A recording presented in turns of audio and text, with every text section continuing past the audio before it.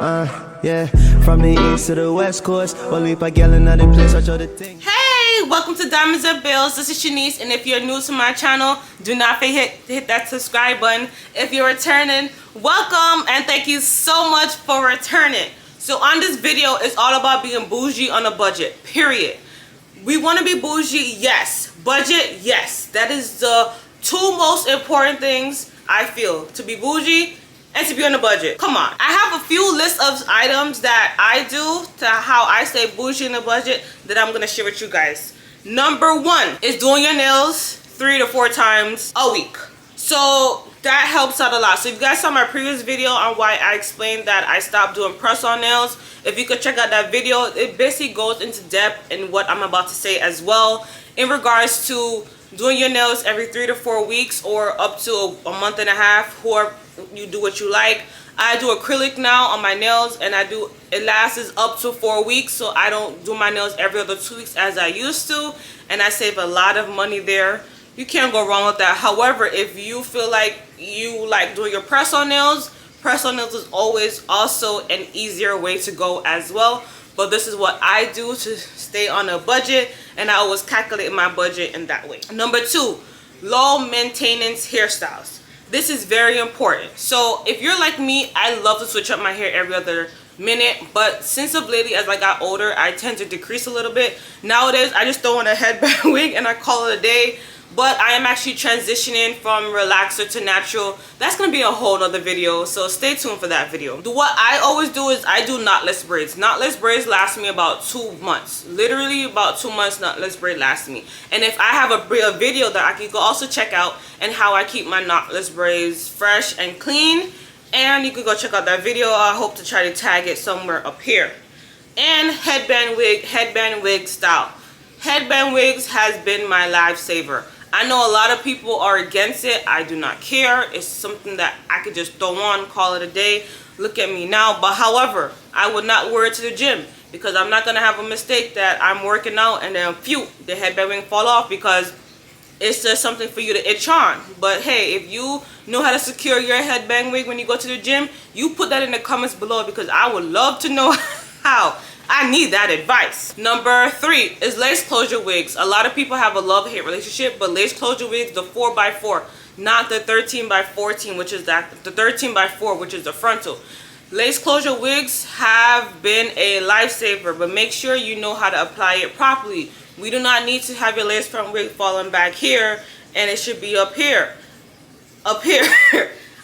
I'm just saying, watch a lot of YouTube videos. Those will definitely help you. I watch a lot of YouTube videos. Even though I still have a love and hate relationship with lace closure and lace closure wigs, hey, I still like to give it a shot. I have all the items that all the girlies say that it's supposed to hold your wig down, laid and all that stuff. I still have those. But what I do is, whenever I get a lace frontal or lace closure wig, I go to my hairdresser. I have her bleach it, cut it for me, and style it for me, and then I just throw it on. It is cheaper for me to do that because I know I hate bleaching wigs, and I hate styling wigs, and I hate plucking. I hate all of that.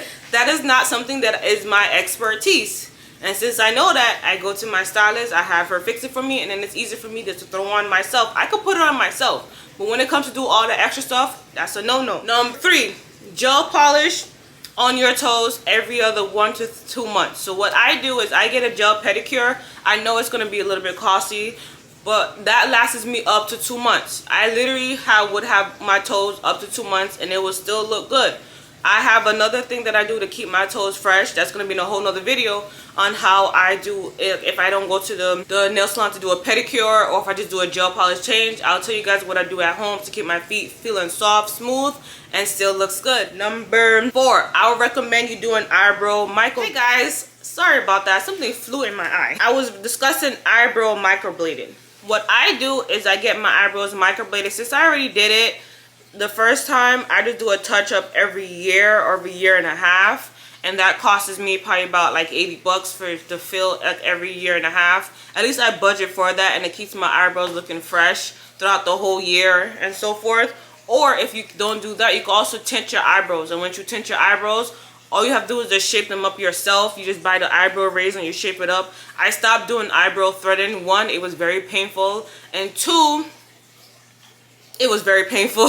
So I just stopped doing that altogether. I just go ahead, get my eyebrow razor. I just get aloe vera and I just put it there, just shave my eyebrow, finish it up, pluck it up, and it's good to go, and it lasts me long. Number 5, so when it comes to facials, I just shave my face and I do a yogurt mask. Those two works perfectly fine.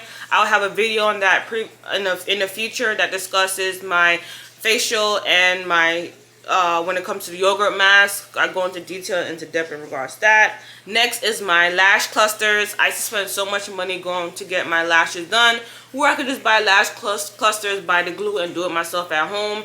Reasonable, cheap, and I don't spend the extra money every other 2 weeks, 3 weeks, and so forth, because that's a lot of money as well. I would do a whole new video in regards to, I'll go into depth in that, so just look forward in the future for that.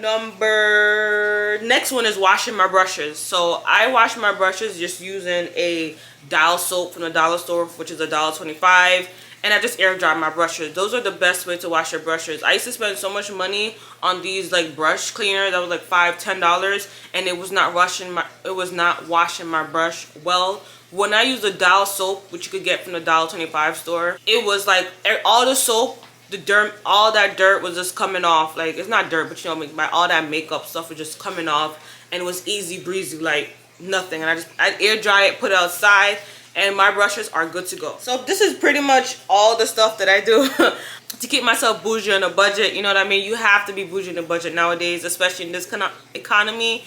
So I would definitely recommend trying to do your stuff yourself. And if you could try to go, if you're like me and don't like doing your nails or the press on nails, budget out to do your nails like every other 3 to 4 weeks or a month and a half. You're choosing.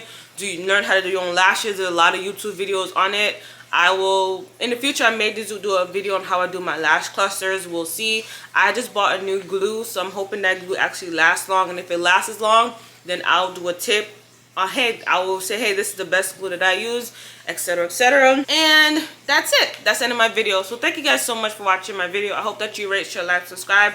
You tell a friend, all that good stuff. And don't forget to check out my blog, where I post every Fridays at 4 p.m. on diamondsandbillsblog.com. And at the end, we'll have all my social media. So stay blessed. Bye.